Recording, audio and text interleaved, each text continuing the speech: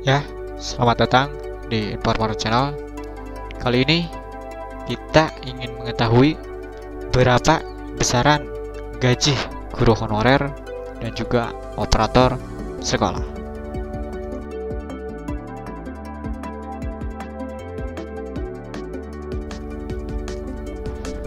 Gaji operator sekolah memang masih menjadi perdebatan di kalangan operator sendiri. Hal ini disebabkan tidak adanya ketentuan secara khusus yang membahas mengenai besaran gaji atau honor yang harus diberikan. Selama ini, aturan mengenai honorarium operator sebenarnya sudah diatur dalam Juknis BOS. Sayangnya, memang tidak disebutkan spesifik ketentuannya.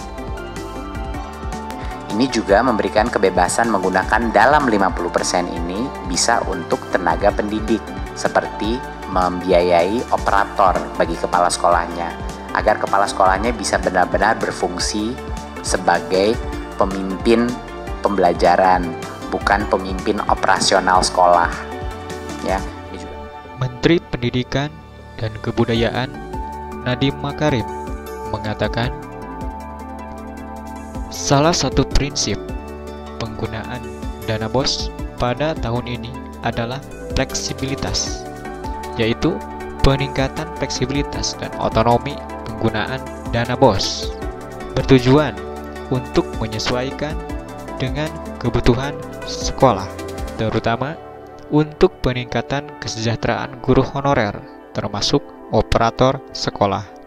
Ia mengatakan, kebutuhan satu sekolah berbeda dengan kebutuhan sekolah lainnya. Sehingga prinsip fleksibilitas ini perlu diterapkan dalam penggunaan dana BOS. Kita nggak lihat satu persatu kebutuhan sekolahnya apa. Yang bisa tahu apa kebutuhan sekolah dalam operasionalnya adalah kepala sekolah itu sendiri, ujar Mendikbud. Menurutnya, ada sekolah yang memiliki guru honorer dengan jumlah yang banyak. Kerja keras para guru honorer tersebut terkadang tidak diimbangi dengan upah yang layak. Mendikbud menuturkan, perubahan mekanisme BOS untuk pembayaran guru honorer termasuk operator sekolah ini merupakan salah satu esensi kebijakan Merdeka Belajar dan menjadi langkah awal untuk meningkatkan kesejahteraan guru honorer. Semoga kedepannya gaji guru honorer akan semakin sejahtera, termasuk juga operator sekolah. Terima kasih teman-teman media juga sudah hadir.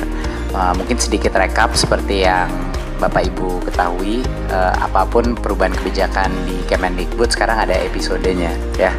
Jadi kalau episode 1 kemarin adalah yang asesmen Merdeka, temanya yaitu UN, USBN, zonasi dan RPP, itu episode 1. Episode 2 adalah temanya Kampus Merdeka, itu mengenai buka prodi baru, akreditasi, SKS yang dimerdekakan, yang di luar kampus, dan juga PTNBH, itu episode 2. Hari ini jadi kita ada di episode ketiga. Episode ketiga topiknya adalah BOS ya, BOS. BOS itu sebenarnya uang pendanaan untuk sekolah yang digunakan untuk berbagai macam administrasi sekolah, alat-alat pembelajaran, bahkan pembayaran honor. Jadi dari sinilah guru honorer itu dibiayai, pengembangan perpustakaan, sarana, prasarana, tenaga pendidik, dan lain-lain. Nah, jadinya sebenarnya di luar BOS itu yang nggak ada di sini yang besar itu contohnya adalah gaji guru PNS itu melalui DAU ya, sekedar untuk pengenalan aja, itulah perbedaannya kenapa dana BOS dan dana-dana yang lain. DAK fisik satu lagi adalah untuk bangun-bangun gedung baru, renovasi, rehab, itu DAK fisik ya. Jadi BOS adalah untuk itu. Sekarang uang BOS itu sebelumnya di tahun 2019 itu ditransfer langsung dari Kementerian Keuangan kepada pemerintah provinsi, ya, di rekening kas umum daerah ARKUAD pemerintah provinsi. Baru dari situ ditransfer ke masing-masing sekolah. Dan di tahun sebelumnya, di tahun 2019 ada beberapa aturan-aturannya, seperti pembayaran honor, yaitu untuk guru honorer dibatasi untuk sekolah negeri hanya 15% dari total BOS, dan dimaksimalkan untuk sekolah swasta 30% maksimal yang bisa digunakan untuk guru honorer. Ini salah satu contoh-contoh pembatasannya.